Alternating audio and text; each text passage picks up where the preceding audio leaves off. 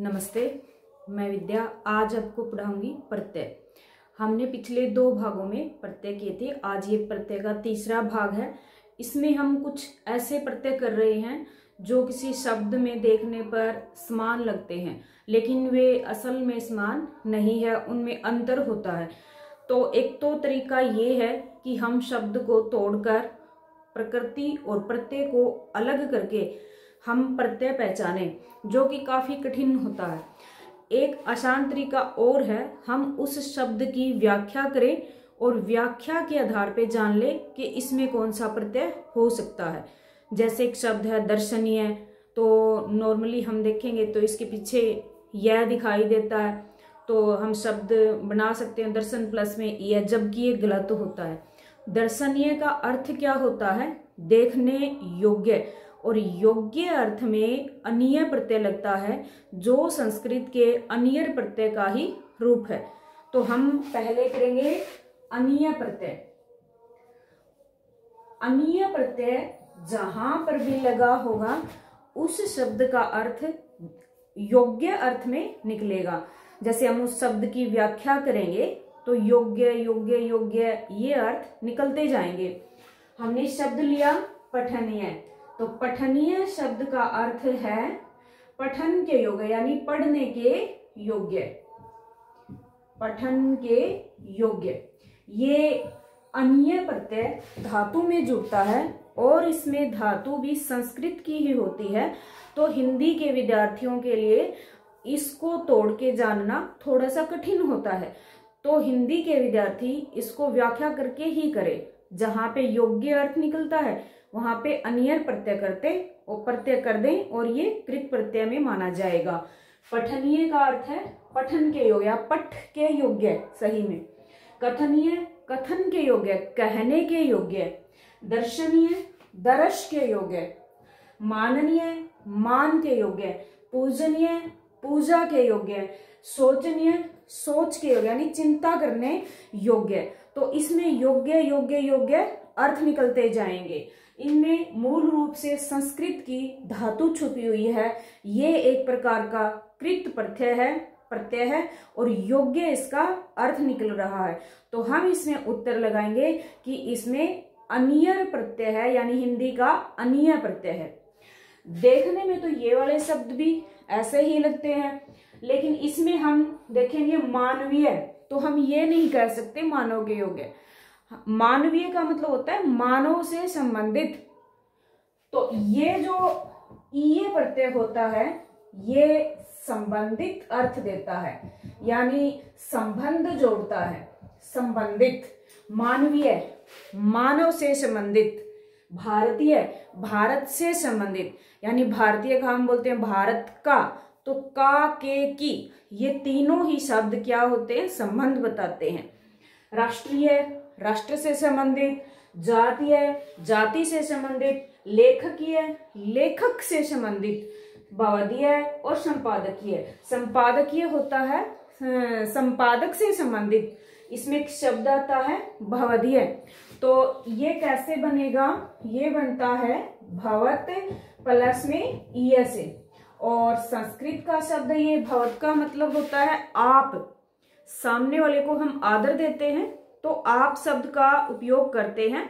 संस्कृत में यह शब्द होता है भवत, और ईय प्रत्यय लगाने पर आपका ये अर्थ हो जाएगा। तो भवदीय का मतलब है आपका। जैसे हम हिंदी में भी पत्र लिखते हैं तो नीचे लिख देते हैं भवदीय और फिर नीचे नाम आ जाता है, तो भवदीय का अर्थ है आपका। तो इसमें मानव शब्द मूल है, इसमें भारत शब्द, राष्ट्र शब्द, जाति शब्द, लेखक शब्द, भवत शब्द और संपादक शब्द। तो इसमें पूरे पूरे शब्द निकल रहे हैं जो कि संज्ञा सर्वनाम विशेषण में से कोई है। तो ये कौन सा प्रत्यय है? ये तद्धित प्रत्यय है। ये कृत प्रत्यय है। इसमें ईय बताएंगे, इसमें योग्य अर्थ नहीं निकलेगा और इसमें योग्य अर्थ निकलेगा।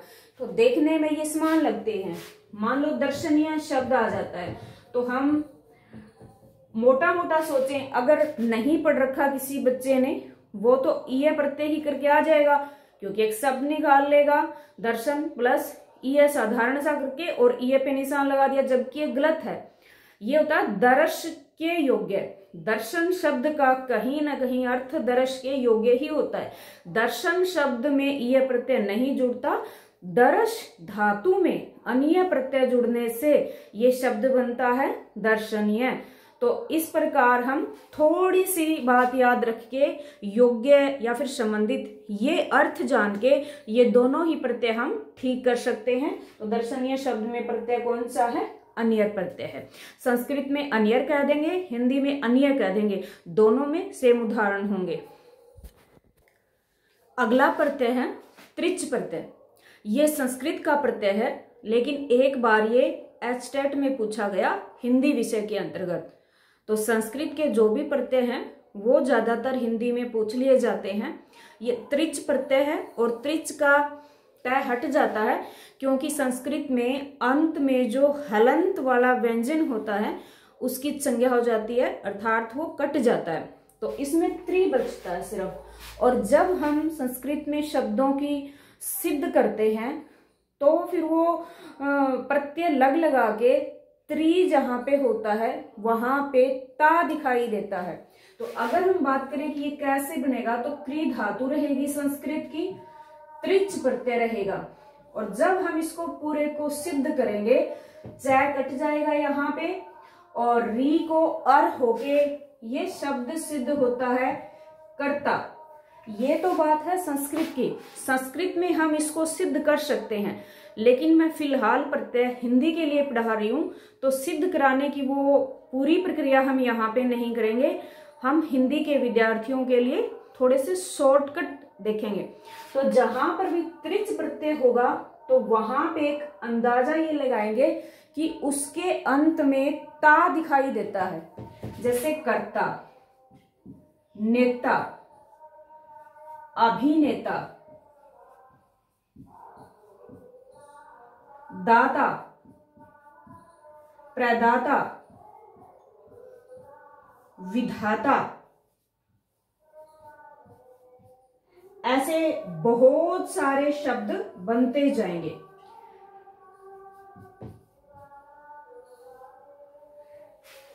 फिर हम देखते हैं कि हिंदी में भी और संस्कृत में भी एक ऐसा प्रत्यय है जो ता ही दिखाई देता है, जिसमें जैसे संस्कृत में ये तल प्रत्यय होता है संस्कृत में, और हिंदी में इसका ता दिखाई देता है। तो ये तो संस्कृत में तो तल ही आता है, लेकिन हिंदी में स्वतंत्र रूप से ता प्रत्यय ही बताया जाता है। तो हम हिंदी के हिसाब से ता मान ले, एक बार इसको छोड़ देते हैं, ता मान लेते हैं, हालांकि इसको ब्रैकेट में कर देते हैं, ये तल प्रत्यय का रूप है। तो ये भी शब्द बनाता है, इसमें भी अंत में ता दिखाई देता है। कोमलता, भावुकता, आधुनिकता, स्वतंत्रता, मानवता, सरलता, ऐसे बहुत सारे शब्द बनेंगे। तो मोटा मोटा अगर देखें तो क्या है कि इसमें भी ता दिखाई दे रहा है और इसमें भी ता दिखाई दे रहा है। इनमें से भी एक प्रश्न एचटेट में पूछा जा चुका है कि इनमें से कौन सा विकल्प अलग है। 3 इसमें से डाल देंगे, एक विकल्प इसमें से ले लेंगे, या फिर 3 इसके होंगे, एक इसका होगा, और पूछ लेंगे इनमें से कौन सा विकल्प असंगत है या फिर अलग है। तो मोटा मोटा देखने पे तो दोनों समान लग रहे हैं। तो इसका तरीका भी हम क्या लगाएंगे, इसका तरीका भी अर्थ से लगाएंगे। वैसे हम प्रकृति और प्रत्यय से भी पहचान सकते हैं, पर ये तो पहचान लेंगे हिंदी वाले विद्यार्थी, लेकिन इसकी फिर धातु निकालनी मुश्किल हो जाएगी, तो वहां फिर उनको दिक्कत होगी। तो हम इनकी क्या करते हैं, व्याख्या करते हैं। व्याख्या क्या होगी कि ये जो त्रिच प्रत्यय होता है ये कृत्रिवाचक होता है, कृत्रिवाचक, और ये कृत्रि संस्कृत का शब्द है और कृत्रि का अर्थ है कर्ता। तो इसको हम कर्तावाचक भी कह सकते हैं। कृत्रिवाचक का अर्थ है कि जो शब्द बनेगा वो कर्ता बनेगा। कर्ता मीन्स सब्जेक्ट, सब्जेक्ट मतलब कार्य को करने वाला। तो तो व्याख्या करने पर वाला अर्थ निकलना चाहिए, यानी कोई भी कर्ता किसी कार्य को करने वाला बन जाना चाहिए। तो उसमें कौन सा प्रत्यय लगा है? त्रिच प्रत्यय लगा है। तो कर्ता क्या होता है? कर्ता का अर्थ भी करने वाला ही होता है, करने वाला।